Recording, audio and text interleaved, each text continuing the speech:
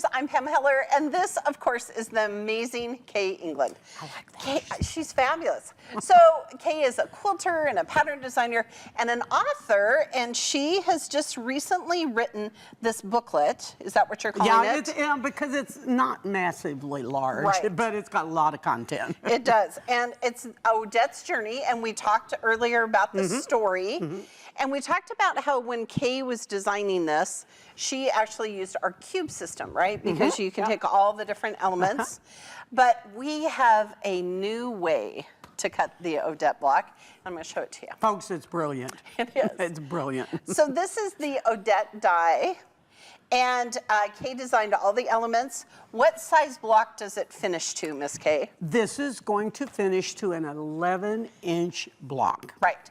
And we're going to talk about that because some of you are already in a little panic about, wait, 11? Why is it 11? I don't know who made up the rule that every block in the library of blocks should be a 12-inch block. Right. It's whatever you want it to be, then you can frame it to whatever else you want it to be. Right. So, yeah. And we'll talk about it. So first of all, let's talk about the die. Take a look at it. It's on a 6x24 die board. It's going to fit through all of our Go cutters, including that Go Me. And it has 1, 2, 3, 4, 5, 6, 7 shapes on it. And just to help you keep track of all of the pieces, we've screen printed the letters so that you can tell which shapes they are.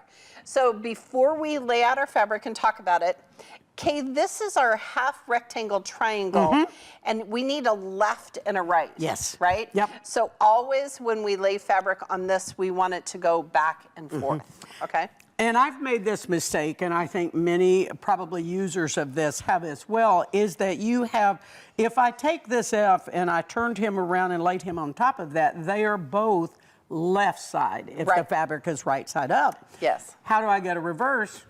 Have a right and a wrong side, and then you get lefts and rights. And sometimes in design, and many of your blocks in your elements, sometimes you want all lefts. Right. And sometimes you want all rights. So you need to be clear. It is the only one that is directionally challenged. I always say that it needs to, you need to pay attention to the way you right side, wrong side. And the best way that you're gonna know how to lay your fabric out is to, I know this concept, read the pattern. Scary, isn't it? I know. No. Okay, so we have followed the well, she does it pattern. all right, folks. I'm not sure I do. We've prepped our fabric. We put a little basting, or a little anti-static spray. I always call it basting spray right here from AccuQuilt. It helps cut down the static. It's a little staticky here in the Dream Studio. Well, and in this time of year, I think you do get even more where if it's drier in your home and stuff, you are going to get a little bit more static electricity. Right. So we've pre-cut our fabric to just lay over those shapes. It's amazing. Now, Kaye was fascinated by this. She's way too smart, Here, folks. let me grab the block here so we can talk about it. Hold on. See, I get it done, but I don't always get it done in the efficient way that Miss Pam does. Well, it's kind of fun. So this actually... I didn't think it's funny, frankly. This actually is a block that I made out of 4 colors. I love it. But you, because you are who you are, said, we don't have to have 4 colors, we can just have 3. We could have 5. We could have 7. You can honestly, you can alter the design of this block by simply altering the colors you use, the quantity of colors, and the position you put them. You can make, which we'll get into later, but you can make 100 blocks probably from the components that live in this. Right. So this shape D, you need it in white, and in here it's teal, but we're gonna make it a dark purple. So you can always cut 6 layers of cotton.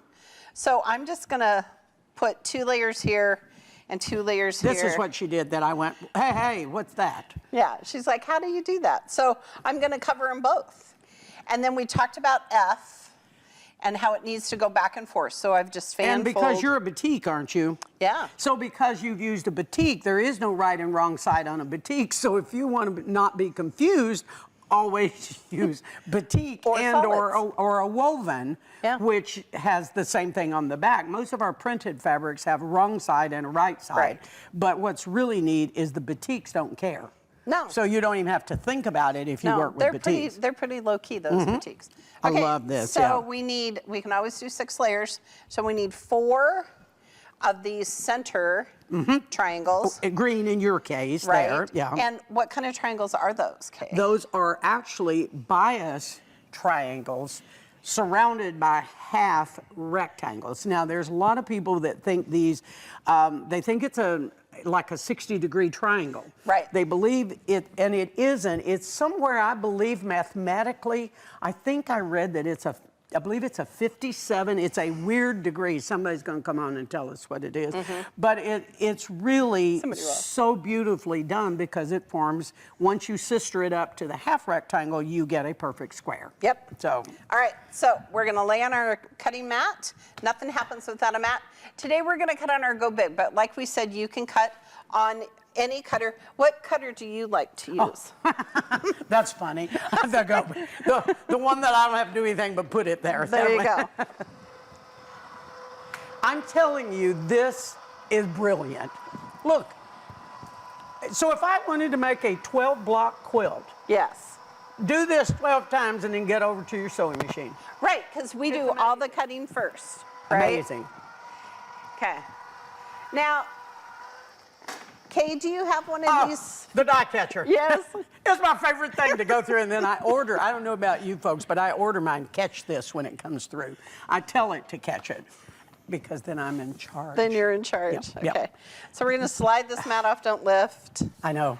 And It's all the I have a bad pieces and habit parts. of, I can't wait to see it. I know, a little bit of excitement there. All right, so now we're gonna just pull out our pieces. Now, Kaye, you didn't always love AccuQuilt.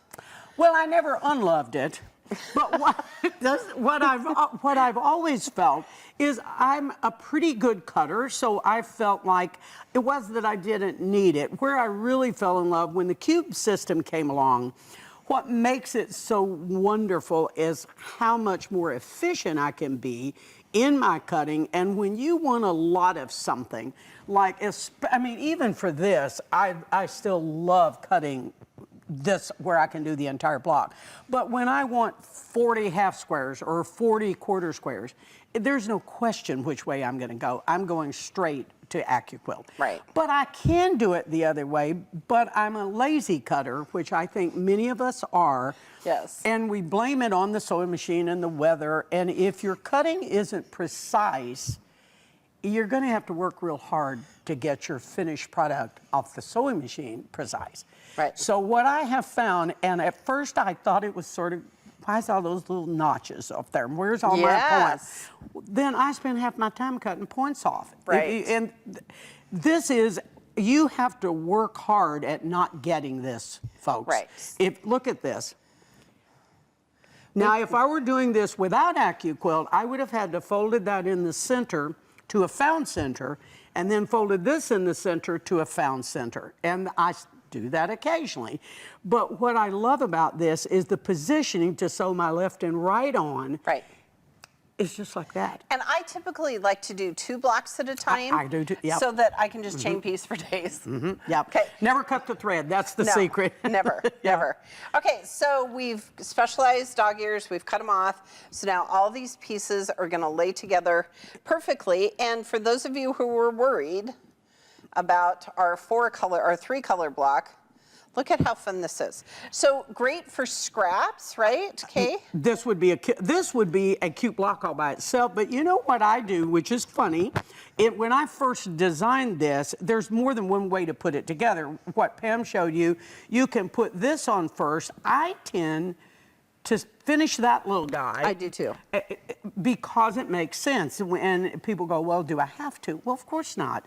You could put these on first, then go these. But for me, then I have a large half square triangle with a sister on it. Right. And then I make my center element. And then I did the same with this. Exactly. Right? Yep. I started with my centers and I sewed a left and a right. Mm-hmm. Let's see, we have them here. Yeah, you have your little... Right? We have our left and our right. So I sewed all the rights on, pressed it open, sewed all the left on, and then this is where those half rectangle triangles. Yeah, and I tend to make, if I were making 12 blocks, I would probably, within the block, make, like you said, this center, then I build that component And then you have to be really careful. If you go to the iron here, this is bias, and I always encourage you to, I finger press this one and this one. Then when I add this one, then I'm going to the iron because everything is straight of grain on the outside at that point. That's what you want. If you go to the iron here, you have a real possibility of making a rubber band on the outside of that because the heat of the iron or the steam from the iron, depending on your method, is going to distort that. So finger press, use whatever. I mean, you just really need to break where the seam's going to cross. You don't have to heavily do the entire thing. Right. And I love this little guy. Yep. Yep. And then when you're piecing this together, how are you doing this? I end up putting, and again, this is where the same way we both do the same thing, I think, is if I had 12 of these, I would choose one side, and it doesn't matter which one. Put those on, then when I come back and I put its little sister on like that, then I'm ready to go there.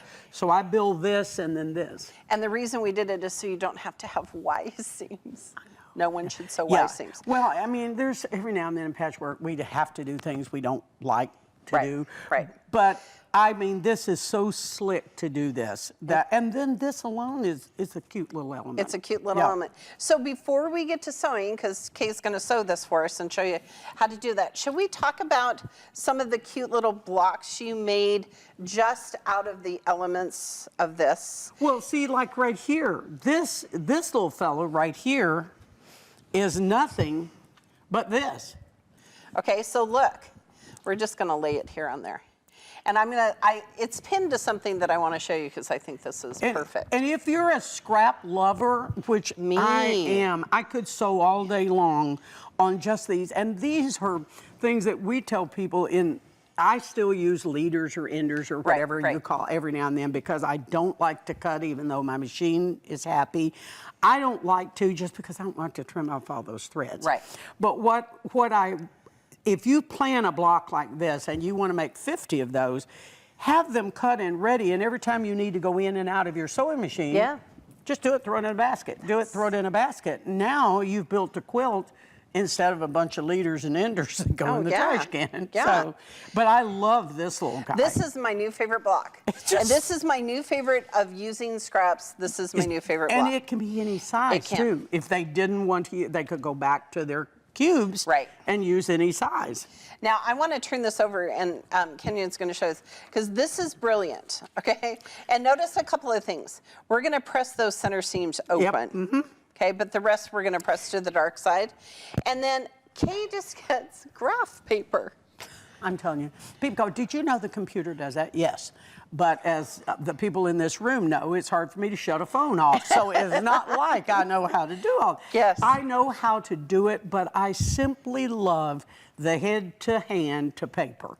I just think there's something to do, and graph paper, every quilt block in the world can be built on graph paper. And they even make graph paper on the diagonal. I love that when you're trying to you're going to do your quilt on point. Then you work with that. And I just do it because it's kind of fun, and I love colored pencils. I have thousands. Every time I see any other color, I like, oh, it's a red colored pencil. I should get that. Like I don't have a red colored pencil. Like you don't have 27 of those. Yeah, 27 of those. But this is really a way to use up, and AccuQuilt is the king of talking about, or maybe the queen, of talking about using up your scraps. And this is a great way to just pull these components out and build more blocks. Okay. All right, well, we're gonna, let me show something really fun here, and we'll talk about this more. The way she's got this positioned, it is the same as this. When you're building your blocks, it's really easy to reverse that, and you get something totally different. And in teaching every now and then, I'll have a customer say, oh, I made a mistake. No, you made a new design. If you're shooting for making the picture, then work real hard to follow that diagram.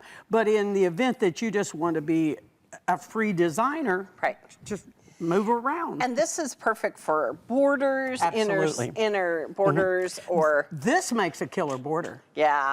just like that. This really would make a great border. Yeah, yep. and I love this block. So you could do borders, you could do corner blocks, you could do all sorts of things. Absolutely. All right, we're going to send Kaye to the sewing machine, and she's going to show you how to sew a block. Bye-bye.